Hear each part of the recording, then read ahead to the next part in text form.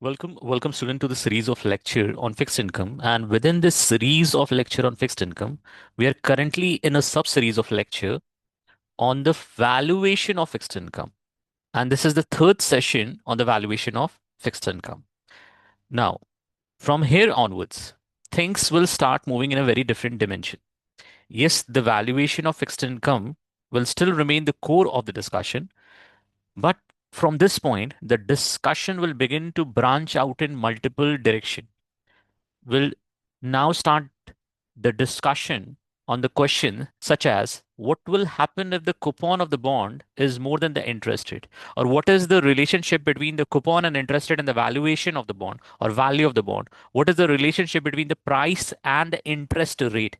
Is there any discussion on the sensitivity of the price of the bond with respect to the interest rate?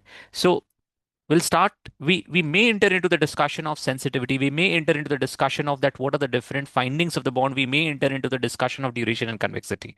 And the reason we are able to move into these dimension, we are able to answer these questions because we have completed basic, the foundation of valuation of fixed income. See, have we completed everything around the fixed income valuation? No. Definitely, there are some essential point that need to be discussed. And one of the critical point that need to be discussed is the mechanics of interest rate or interest rate mechanics. Interest rate mechanics, right? And this is a prerequisite for fixed income or fixed income valuation. And for this, I'll share a recorded lecture with you, maybe today or maybe tomorrow. And that is a very lengthy lecture. It is a lecture of like 1 hour, 30 minutes or 1 hour or around 1 hour. But that is critical because we cannot cover all the components of valuation of fixed income if you do not know interest rate mechanics. Okay. So definitely I'll share some prerequisite for the valuation. But remember, that we have to also understand the different aspect of fixed income, right? We also have to understand interest rate risk, we also have to understand credit risk. So for the time being, I'm pausing the depth analysis of valuation of fixed income and moving in different dimension. And with that, we'll jump into the discussion for the day. Okay, in the last session we did the valuation of a bond where the face value was 500, coupon was 6%, frequency was annual, and maturity was 3 year. Now you have to find the value of the bond for different interest rate, because when you will look into the value of the bond for different interest rate, you will find something. You will get aware of something. So let's value this bond with the help of different interest rate in the market, and let's take the first interest rate as 5%. Okay, and for this you have to use BA2 plus calculator. So what is FV? What is FV? Please chart. Okay, so FV is 500. What is PMT? What is PMT for this bond? What is the PMT for this bond? 6%, but actually what is the coupon? 6% of what? What you will input in the BA2 plus calculator? 6% of what? 6% of face value. So 30. What is N in the BA2 plus calculator? 3. And what is I by Y? First we'll solve for 5%. So I by Y 5%. Then you have to compute what? PV. Please solve it. 500 is FV. Second clear work, second clear TVM. 500 is FV. 30 is PMT. 5% is I by Y. 3N compute PV. What is the value? 5136162. The value of the bond is coming as, for others it is coming as 513. 513. Anyone? Solved or not? Now, if I have to calculate for 6%, what I need to change in the BA2 plus calculator? I will only change the interest rate, the FV, the N, the PMT, everything is identical. I will just change I by Y and I will make 6%. 6 I by Y. Can anyone tell me what would be the answer without hitting compute PV? Good, good, very good. It is going to be equal to face value. Why? We'll talk about it. It is going to be equal to the face value. Face value is 500. Now look carefully. When the interest rate was 5%, when the interest rate in the market was 5% and the coupon was 6%, the market price was greater than 500. Why? Because the market interest rate was 5%, but this bond is giving you a higher interest rate than the market, that is 6%. So, what you will perceive as an investor, is it a good investment or a bad investment? How would you perceive it as an investor? Think about it. In the market, interest rate is 5%, but this bond is giving you a coupon of 6%, a higher interest rate every year. How would you perceive it as good investment? If in your brain it is saying good investment, are you ready to pay a higher price or a lower price? A higher price. Relative to what? Relative to the face value. When you say the market interest rate is 6%, I'm going to give you 6%, you're not making any difference in the life of investor. So investor will say it is equal to the value of face value. Now please tell me, if I choose 6% to pay when the market interest rate is 7%, will the value be greater than 500 or less than 500? Bad investment. Because in the market, interest rate is 7%, but you're only giving me 6%. I will perceive it as a bad investment. And therefore, the value is going to be less than 500. Let's see. Let's check it. On BA2 plus calculator, the only thing that I have to change is what interest rate. Interest rate in the market is 7. I by Y compute PV. The value is 486.88. 486.88. 486.88. It had to happen. The reason was the reason was in the market, the interest rate was 7%. But you, the bond that you are issuing in the market, if I'm issuing this bond, I'm saying I will only give 6%. Investor will say, why I'll pay you higher than the face value. So therefore, investor will decrease the value of the bond. Or you can simply calculate the time value of money with the help of the discounting and sum all the present value, you will get the value of 486.88. But the intuition is that investor perceive the bond badly, and that's why the value has dropped. So, what is our first finding? Finding number one: if the interest rate in the market is greater than coupon, bond price would be greater than, less than, equal to face value. What should I write? If the interest rate in the market is greater than the coupon of the bond price would be greater than, equal to, less than face value. What should I write? Less than, greater than, or equal to? What should I write?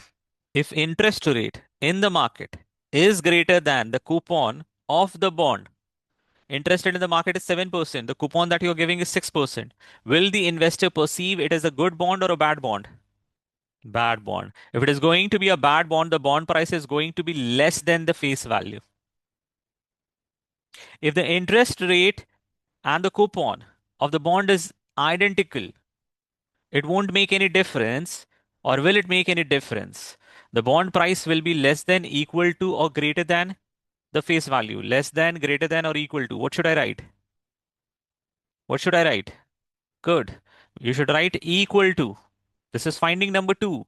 And if the interest rate is less than the coupon, interest rate is 5%, you're giving 10% as the coupon. Investor will perceive it as a good investment or a bad investment. Good investment. So the bond price is going to be higher than the face value. And if you see carefully, any calculation that we did yesterday follow the same logic. See, even in this one, when we said risk-free rate is 7%, we said interest rate in the market is 7%, but the coupon was 8%. Then tell me, should it would be trading at higher than face value or less than face value? Higher than face value. And that's why the value was 1041.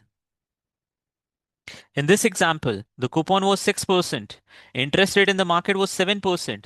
Perceived badly. So therefore, it is less than the face value. So, see in the examination. If in the examination, if this is the question, and they will say interest rate is 8%, choose the following: A, B, C, 385, 525, 500. Which one of the following is the correct option as the value of the bond if interest rate in the market is equal to 8%? Without solving, which one you will choose? Just use this logic. Compare the interest rate. Correct. We don't have to do any calculation. The reason is interest rate in the market is 8%, coupon is 6%. Investor will start perceiving it as a bad investment. And therefore, the value would be less than the face value. Okay. Now, one question. If the coupon would be 0%, can I say that the bond will always be trading in the market less than the face value? Is it a correct statement? Please be fast. Why no? Any day, the interest rate in the market is going to be greater than 0%. It is going to be 2%, 3%, 4%, 5%. And the coupon that you're giving is 0%. How the investor will perceive it? A good investment or a bad investment? There is interest rate in the market as a bad investment. So a zero coupon bond is always trading in the market less than the face value. So whenever you see zero coupon bond, it will always trade in the market less than the face value. You can also use time value of money because a zero coupon bond will have no coupons. No coupons. It will only have the face value at the maturity. And if you discount it at whatever interest rate, that is going to be decreasing the value of the bond from the face value because you will do 500 face value divided by 1 plus interest rate, right? So the second finding is, what is the value of a zero coupon bond? The answer to this question is, it is always less than the face value. Correct. Now, I'm changing the question slightly. Now, the face value is 1000, coupon is 6%, frequency is annual, maturity is 3 year. Now, if I have to find the present value of the bond, mathematically, what I'll do, if I don't have to use BA2 plus calculator, I will write 60, 60, and 1060 as my future cash inflow. Yes or no? No? Then what you'll do, you will discount it with the interest rate, whatever the interest rate in the market. So you will do 60 upon 1 plus interest rate raised to the power 1, 60 upon 1 plus interest rate raised to the power 2, 1060 upon 1 plus interest rate raised to the power 3, right? So if I say the price is always equal to cash flow 1 discounted by interest rate, cash flow 2 discounted by interest rate, cash flow 3 discounted by interest rate, and the summation. This makes sense? This makes sense? I just removed the numbers and put down a formula that the value of a bond is always equal to the summation of all the cash flows discounted at interest rate or required rate of return. Can I say that the price and interest rate has a inverse relationship? Can you see that? If interest rate increases, the price of the bond will always decrease. Interest rate is in denominator. Interest rate is in denominator. If the interest rate is increasing, the price of the bond will decrease. Can you see that? Can you feel that? Everyone? If not, we did the calculation right now. When the interest rate is increasing, that the price of the bond was decreasing or not? If the interest rate was increasing, the price of the bond was decreasing or not? Can I say then if the interest rate will fall, what will happen to the price of the bond? Based on this inverse relationship, if the interest rate will increase or decrease, what will happen to the price of the bond? It will move always in the opposite direction. So if interest rate falls, the price of the bond will increase. If that is the case, then without using the number, if I say on y-axis I have price, on y-axis I have price, on x-axis I have interest rate, and there are four possibilities of price and interest rate curve.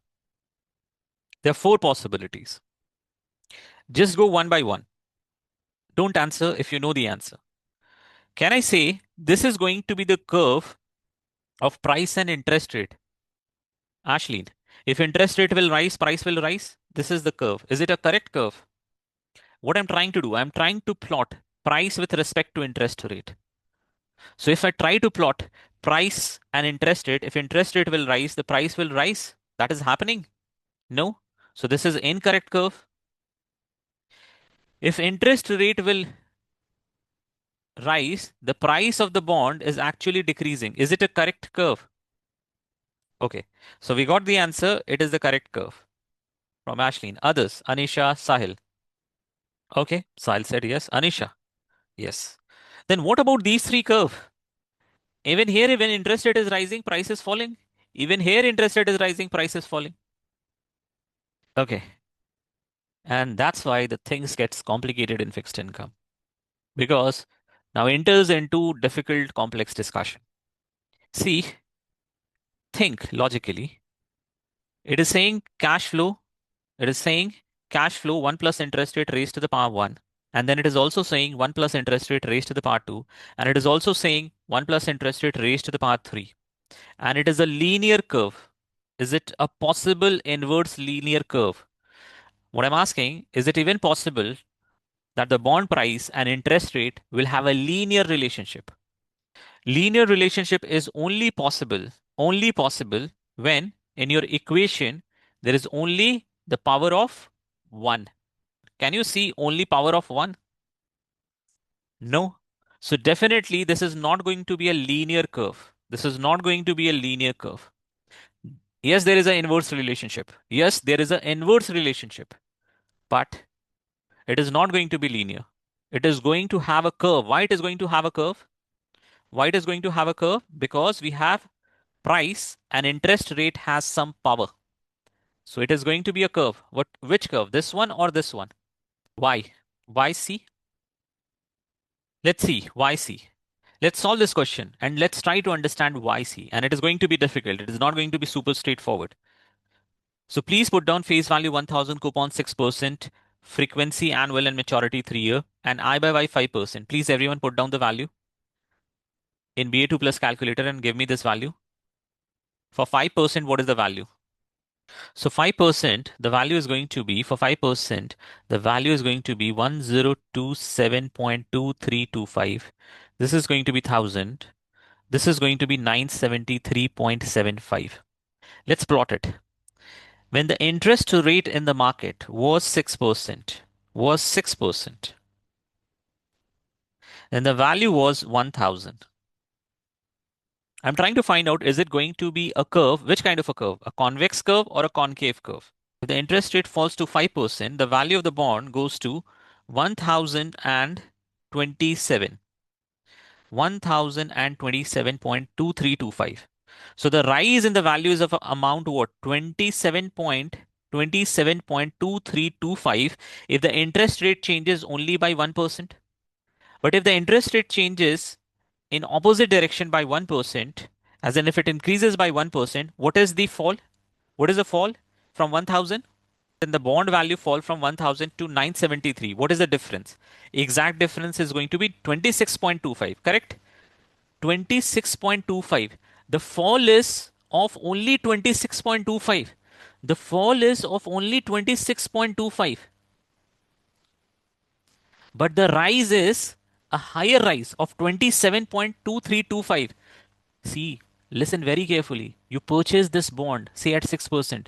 If the interest rate fall by 1%, then the rise of your asset is 27.2325. But if it interest rate changes in opposite direction against you, there is a fall, but of a lesser amount. Is it a good thing for an investor or a bad thing for an investor?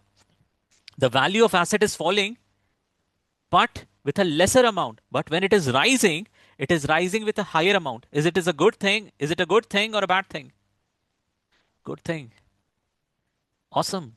That means if you purchase the bond, if interest rate fluctuate, if interest rate rises, bond price will fall, but with a lesser amount. But if interest rate falls, the bond price will rise for you with a higher amount, with a higher rate.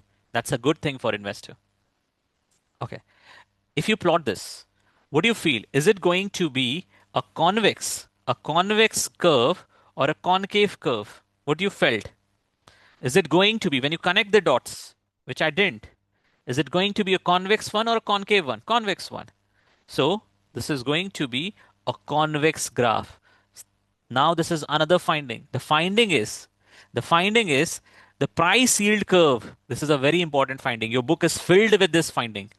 Read a FRM or CFA book. It is filled with this finding that the price yield curve is going to be a convex curve. Why it is going to be a convex curve? It is going to be a convex curve because if there is an increase in interest rate, then the fall is of a smaller amount. But if it is a decrease in an interest rate of the same value, the rise in the value of the bond is higher than the fall for the same interest rate. Understood? Now, because we identified that the price yield curve is going to be a convex curve. Open your book if you all have Swagger notebook or whatever book you follow. That you will always see that the bond price and interest rate in the market has a convex relationship. That is going to be the shape of the price yield curve. Understood? Clear? I'll pause here and we'll discuss the concepts, the difficult concept in the next session, but only when you have watched the session of interest rate mechanics. Because after this, the complexity is going to increase significantly. So interest rate mechanics session is requisite. It is necessary to watch. Okay, perfect. I'll pause here. Thank you. Have a nice day.